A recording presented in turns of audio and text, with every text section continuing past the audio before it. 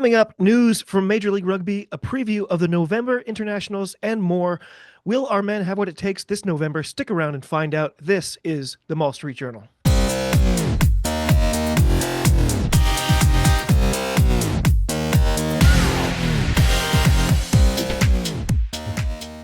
Hello, and welcome to the Mall Street Journal, the podcast that brings you all the latest news and reviews for all things American rugby. We are part of the Global Gainline Network and can be found on all your usual platforms, including YouTube, Spotify, and iTunes. So if you haven't already, just give us a like or a subscribe. Tell a couple of friends about us, or just send me and Kolya a couple of tickets to Brazil versus Paraguay at the Stadio de Campusano. That's going to be a great match. This is episode 15. As always, I'm David Lawrence, along with Kolya down in San Antonio. Kolya, how's everything going? Are things still completely crazy at school? Howdy, we just finished the first quarter, had parent conferences on Monday. Ooh. Been fun. Homecoming tomorrow. Oh, wow. What does that involve? Uh, a middle school football game, which I'm involved with, a high school football game, which I am not involved with, and a dance. Ah, do you have to like chaperone the dance? I have to chaperone the middle school version in like 2 weeks. Man, I don't think I went to a dance in middle school. I don't know if we did that. I don't remember them either. Well, sadly, Julia couldn't join us tonight. She's at practice for the DC Furies, who are hosting New York City on Saturday. So give them hell, Julia. We always like to start with a question of the week. Kolya, if you could, if you could take a mulligan, if you could have a do-over for one thing since the last time we spoke, what would it be? So, since I mentioned the football that I'm part of, along with coaching rugby in kind of the summer months, I also coach middle school soccer in the wintertime, but in the fall, I coach middle or help coach middle school football. Really? And this year has not been a great year for our team. Last year we won the championship. There's been quite a drop off. And yesterday we had a game played about an hour and a half away from where I live. Ooh. And I just made some poor decisions on who was covering who, and I'd like those back. Coaching mulligan. It turns Yes, out football is pretty popular in Texas, as I understand. yes, yes. We have 6 man, we have 7 man, we're Wow. 11 man. Do you secretly spend some time being like, hey, this sport's okay, but Yes, yes, I do. well, my mulligan is incredibly stupid. It's a trip to the grocery store. I had the absolute hubris to go to the grocery store wearing a t-shirt. It was so cold in there, I honestly considered leaving to just go home and get a jacket. It's like a major rookie move on my part, and it led to me now keeping a spare hoodie in my trunk, which I probably should have figured out a long time ago. Anyway, our tradition is to start with some news. Kolya, what have you got for us this week? So we've got two big bits of news. First, about 6 days ago, Major League Rugby put out a statement. I'm going to read the statement right now. This off-season has been a time of reflection and tough choices for Major League Rugby. Running a professional league is complex, and while the departure of teams was not something we anticipated, it has provided an opportunity to reset and strengthen our foundation. Today, we're confirming Major League Rugby will be played in 2026 and beyond. The owners of Major League Rugby have an aligned vision on supporting USA Rugby and, in particular, our USA Eagles. Our partnership with World Rugby, Anthem Rugby Carolina, aims to develop young American talent and prepare the USA Eagles with a focus on the 2027 and 2031 Men's Rugby World Cups. To further aid this goal, Major League Rugby will take steps from the 2026 season to increase the game day spaces available to USA Rugby qualified and pathway players to a minimum of 16 and rising from there. We are engaged in active discussions with new partners, ownership groups, and USRPA to build long-term alignment and stability that will serve the league well into the future. Major League Rugby is fueled by the love of the game, driven by the players who give everything on the field, the dedication of our team staff, and the passion of our fans. We look forward during the coming weeks and months to sharing more details on what you can look forward to in 2026, and we thank you for your patience. Some ambiguity sort of baked into that. But Yes, there's a I think we're lot taking of the hint. ambiguity. My biggest thing was with the mention of the World Rugby investment in Anthem Rugby Carolina. Does that mean that funding's going to continue past the next couple years?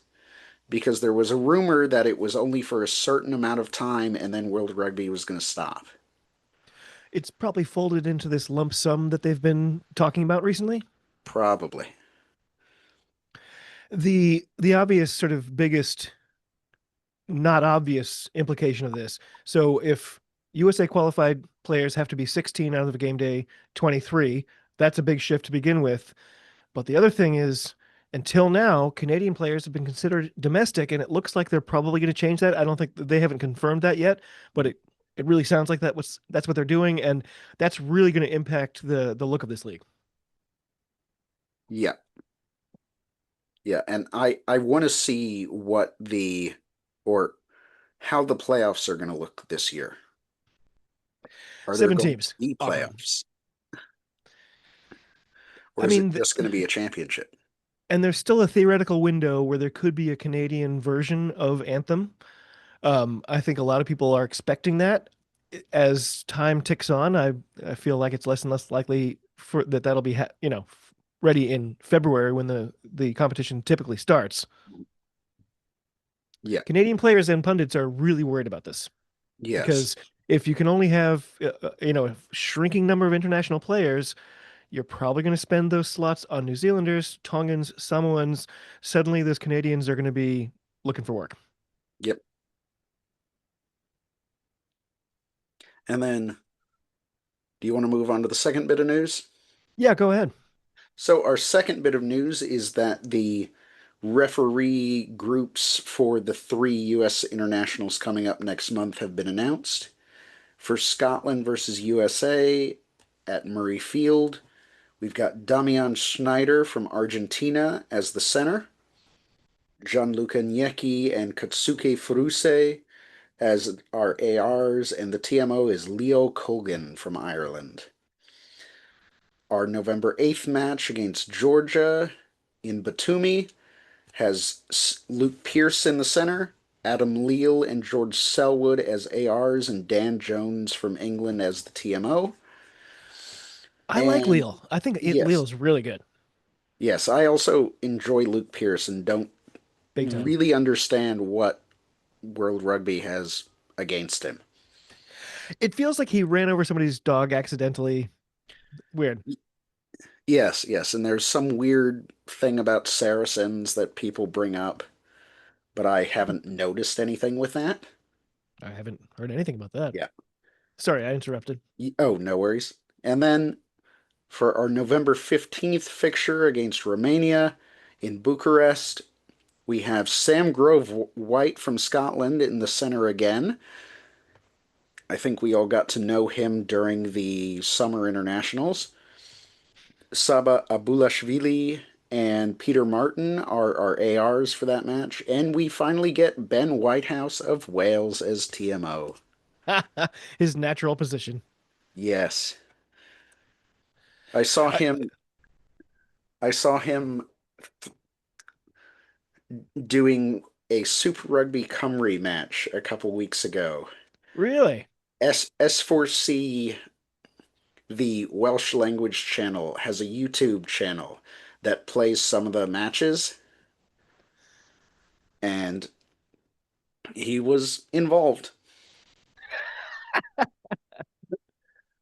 I- You know, it's funny. A lot of people bag on him all the time. Yes, yes. I think he's better as a TMO than as an official on the field. And but it's embarrassing to say, but he reminds me of me. Like he's just too touchy. Like Mhm. I'm a bad waiter because I take things personally, and he seems to take things personally when players start to jaw at him. There's the Mhm. famous, don't touch me, don't touch me, and he gets a lot of Yeah, flack for that. But yes. And he is a really good TMO, and it's not like TMO is something that's easy. We all think because we hear it mentioned and because it's the bugbear of commentators that TMO is supposed to be easy, but it's not. You're given a bunch of camera angles with like a 3 second delay, and you have about 6 seconds to make a decision. Any other thoughts about these tests, like the officials themselves? I skipped ahead now, trying to get back to where I was in the script here. Yeah. Oh, sorry. Yeah. So Damian Snyder is, or I haven't seen much of him Yeah, I'm for not the particularly Scotland familiar with him. match. Our last match against Scotland was not fun. I'd much prefer us to front up better in that match than we did last time. Mm. And I wonder what kind of team Scotland's going to send out there. I'm very much wondering that, but well, we'll get to it in a second. Friends, I just want to take a moment to remind all of you that liking and subscribing is the best way to help us grow. If you could tell a friend or two, that would be smashing. We're part of the global Gainline Network. We're incredibly grateful for your ongoing support. In fact, we have recently surpassed our goal of 1,000 subscribers on YouTube. So thanks once again to all of you. We really appreciate it. Our hopes had been to, get to 1,000 by December. So this is great news, and we are honestly really thankful. Elsewhere around the rugby world, there are, of course, rumors flying around about a certain American player where she might end up. Kolya, I'm only seeing one source that claims to know this, and I don't know how I feel about that source. How much confidence do you have in predicting a landing place for America's favorite player? None, as she was just on Dancing with the Stars. Okay, as we mentioned earlier, the USA men, they have three tests coming their way. They've got Scotland in Edinburgh, followed by Georgia in Batumi, and finally Romania in Bucharest. I'll tell you, I looked up Batumi. What a gorgeous place. Oh, yes, yes, yes. I have a friend who lived there for about a year and a half. Absolutely love. Really? It's funny because I was looking it up, and beautiful monuments, just a beautiful port city, uh, and because they've sort of been governed by various different groups over the centuries, there's sort of a mix of architecture and culture and style there. It's really Mhm. neat. And I was getting all excited, but then they said, "Yeah, they're the Las Vegas of the Black Sea," and I was like, "Oh, never mind." Yeah, yeah. Okay, Kolya, we are facing Scotland in Edinburgh. What kind of predictions do you have for this first test? We already kind of hinted at it. I have no idea what kind of squad Gregor Townsend's going to put out there for us, but even if it's a B side, it could be a tough day for our Eagles. Yes, so we haven't really talked about our Americans abroad yet. That's gonna probably bite into our lineup, particularly in the front row, which is where we had some problems last time we played them. We're gonna be without AJ McGinty. We're gonna bring that up in a bit. Mm. So I'm not really looking forward to this match at all. Even or Scotland, I do love that Scotland loves playing tier two nations. They I do. love that they play people like the Maori All Blacks all the time. Yeah. But it would be nice if we could actually punch them in the face once in a while. This would be a big scalp. Yes. I can see Gregor giving us the super B side, but like you said, so give us some more Americans abroad. This, who are we else are going to be missing that we might have been expecting to see if we were talking about this 2 weeks ago? So Jack Iscaro just signed for Stade Français. That's He's that's good for he him. yes, yes, he's now got the pink. No longer the Capri Suns, though. No, no, no longer the Capri Suns. Now it's the Sublime Côte d'Ivoire. Yeah, which is what, a tourism company? It's a tourism ad for Côte d'Ivoire, Right. for the Ivory Coast. Do the coaches still have to have Capri Suns lined up in front of them every time they're on I camera, though? I do not know. I do not know. That would probably be a question for our friend Hugh. Toby Fricker of Anthem just signed for Bristol Bears on a short-term contract and is already part of their lineup for their next match. He's got the number 23 on his back for this weekend. Mm. Renger van Erten and Capelli Pifoletti are both playing for Provence. Yes. And unfortunately, our number 10, AJ McGinty, in the first 15 minutes of his first match back with Bristol Bears, did his ACL, and we are probably not going to see him for a year. It absolutely kills me. AJ can't get a break. No, no. I was watching this match. AJ went down, and then another bear went down, and then another bear went down, and then another Yeah, bear went down. They it's ended up winning the incredible. match, but they just ran out of players by the end. Yeah. Somehow I think they're 2-1 and they have like four players on the roster right now. Yes. Even Louis Rees, he's not on the roster this weekend either. Ugh. No, no. He got hurt too. And then in other Americans abroad news, Hope Rogers and Gabby Contorna Yes. helped Exeter get the third place in the PWR Cup this past weekend. I don't follow the regular Premiership Cup and I don't follow the PWR Cup, but that was really cool news. Yes, yes.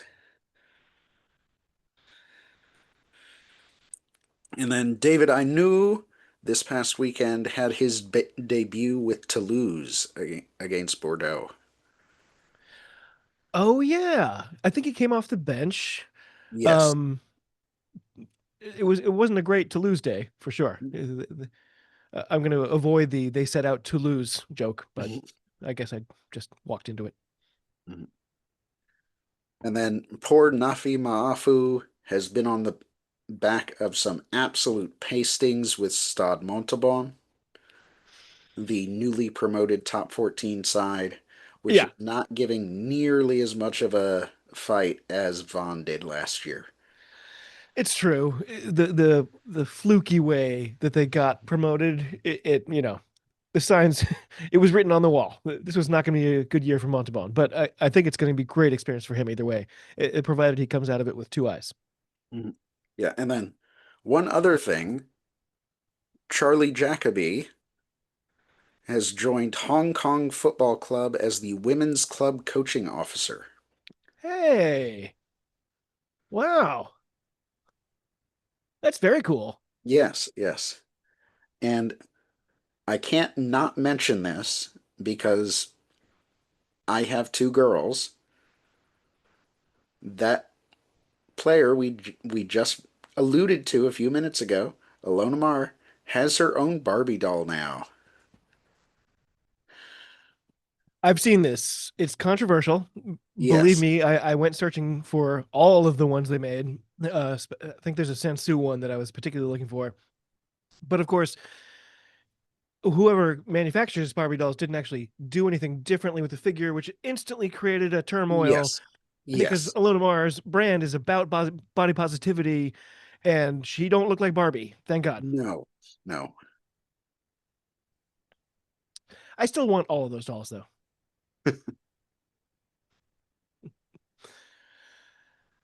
So, any other Americans abroad that we have to, take into consideration when we think about what kind of squad we can field against Scotland? Not that I know of off the top of my head. Is Ruben De Haas going to be I don't know what Ruben's doing right now. right? Because he was involved with the Curry Cup, but that's over. Yes, Is he free to just be with us right now? Huh. I think Interesting. so. I really like him. Um, so Georgia, that'll be the next test. That's also going to be a tall order. They're currently ranked 11th to our 15th, but that gap feels larger to me than the math might indicate.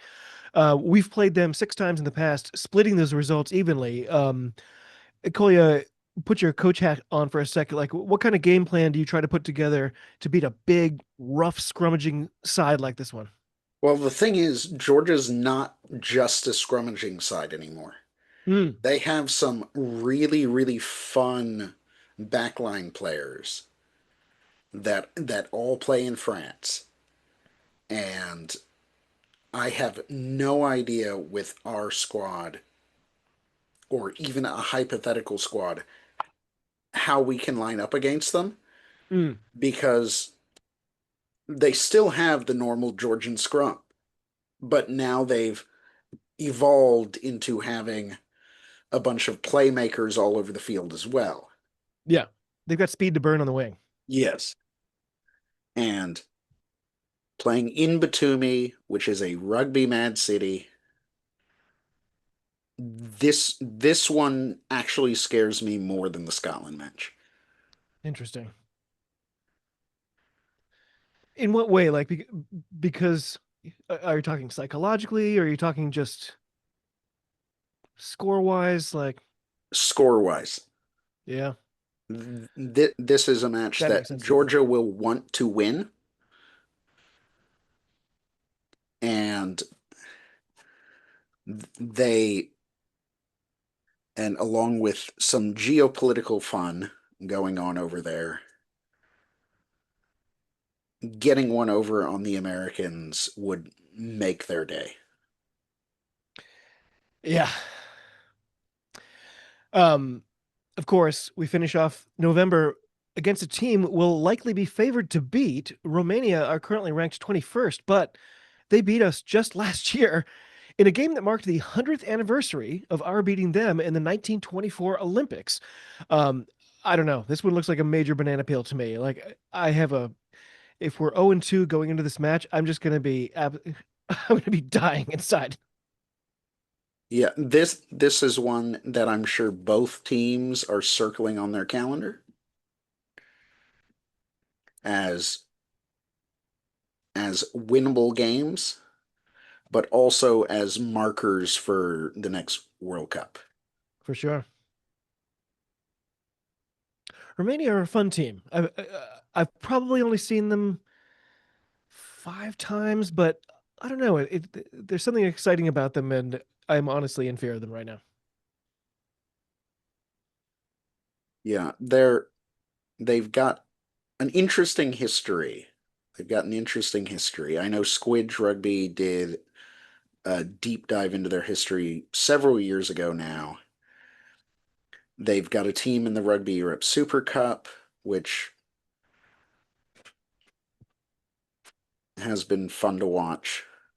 That's a great competition. Yes, that they're putting online now. Yeah, yeah. For a couple of years, I feel like I've been able to catch it. Mhm. It's been back and forth though. Flow rugby, which I often call blow rugby, they somehow added the prem out of nowhere this year. Yes, And so while I'm constantly complaining about flow rugby, they basically have everything I want now. It's kind of crazy. yes, yes, yes. If only that there was a way to only pay for Flow Rugby and not the rest of Flow Sports. Exactly. Ugh. And by the way, there's no app for my smart TV. Like anyway. By the way, tiny bit of history. After we defeated Romania in the Olympics, 37 to nil, we faced the hosts, France, in the final. We went on to win 3 to 17, and during that match, French fans booed and hissed the American team. They threw bottles and rocks onto the field and at American players. Wild brawls broke out in the stands. A USA spectator was knocked unconscious after being hit in the face by a walking stick. And French fans invaded the pitch at the final whistle, leaving the police to protect the Americans. At the medal ceremony, in fact, the Star Spangled Banner was completely drowned out by the booing and hissing of the French fans, and the American team had to be escorted to their locker room under police protection. Sounds like a pretty good party in 1924. Yes, if I remember correctly, wasn't George Patton part of that? Uh, uh, Pershing, I think. What is it called? The Pershing Cup. Uh, yeah, there's an. Of course, I've closed that window right now. I was just looking at it. I thought it was the Pershing Cup or something. It's still called that to this day. This competition. Yeah, but I And seem by to the way, remember there go ahead. was like reading a biography. Oh, yeah, he was in a previous Olympics where he got into a big fight with a bunch of fans. Pershing Cup, American Rugby. Yes, the Pershing Cup. is contested each time the USA and Romania meet. Its origins were 10 years before the Olympics. And yes, like you said, because of the general's presence there, it must have been in World War One, I guess. General John Yes, yes. J. Pershing. Um, by the way, final little tiny bit. Do you know who our captain was on that day in 1924? I I did know this. I did know this. Wow. I never knew this until about an hour ago. It was Colby Babe Slater. I've never met anyone whose nickname was Babe, Mhm. but apparently American sports heroes. There we go. Kolya, I've kind of run out of stuff to talk about. Have we missed anything? I don't think so. I'm really looking forward to these tests. I have a great deal of fear. I think we might go 0 and 3, and that would be crushing as we're trying to move forward here. But I think we also we might go 2 and 1.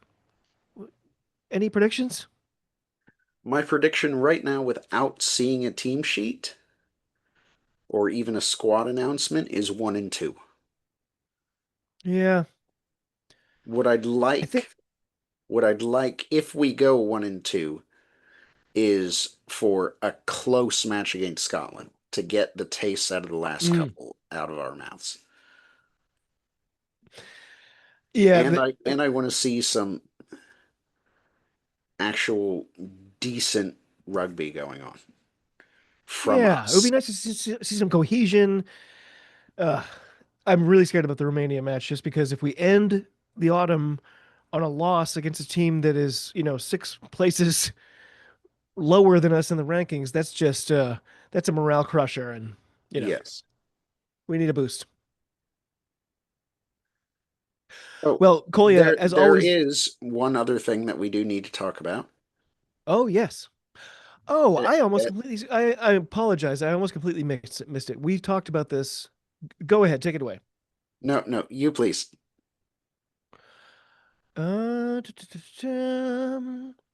This is somebody that we lost, so it was a bit of sad news. Is this what you were talking about, Warren Abrahams? That was not what I was going to talk about, but yes, he Warren Abrahams was formerly the coach of several national teams, including our USA Women's Sevens. Yeah. A really great relationship he forged with Alev Kelter. I think she's been saying some things. There were some great quotes from her from back when he was working with them. There was a great story too about her giving him a gift to sort of boost his confidence, which I thought was classic Lev. Um, Mhm. Warren was in Kenya with the Belgian women's sevens team for the Safari Sevens tournament when he passed away, really, really young. It's really sad. Obviously, the USA connection is the only reason we bring it up. But obviously, swung and missed on that one. What else am I missing? So college rugby is going strong right now, Hmm, and I'm bringing this up because my LSU Tigers are currently ranked 17th in the D1 AA rankings after really? an Go absolute Tigers! walloping of Kennesaw State this past weekend. Really? Tennessee Did that is program currently exist number when you were one. there? Yes, I was part of it for about 3 games before concussions ruled me out. Or See, I don't think it Shaq was never had even that three problem. games. No. Oh, that's very cool. Are you so? Once again, Flow Rugby they've started carrying college rugby too. I see AIC on there a lot. Are you watching any of this? Little bits of it. The Rugby Network used to carry a bunch, but now there's a lot of YouTube channels that the clubs are putting out. Mm. So if you want to hear some industrial language with some absolutely garbage photography, you can just Google or put into YouTube the name of any university and then put rugby at the end of it, and you can find something to watch. Have you noticed? I think it's because we live here and the internet knows where we're geolocated. If you do any search for like, you know, rugby keychain, the first 5 hits are going to be footballs that are keychains. It, Yes. it's they're like, oh, you said rugby, but we don't think you meant that. Mhm. Never fails. Um, okay, I think it's time to call a full lid, a pretty quick one this week. As always, thanks to Lee, Hugh, and all the folks at the Wrap. Thanks to all of you for coming along and watching or listening. We're on YouTube. We're on all the usual platforms for audio pods. So if you can help out by spreading the word, that would be phenomenal. Next week, Julia will be back to preview the USA that will be the USA players that will be tearing up trees in the PWR, which starts in just 8 days as we're recording this now. It absolutely blew my mind to notice that. And we'll probably dig a little deeper into at least that first autumn test. Kolya, any final last words? Go support your local rugby club. We need it right now. Please do. So, to everybody across the globe, until next time, from all of us, cheers. Thanks to you all, and be well.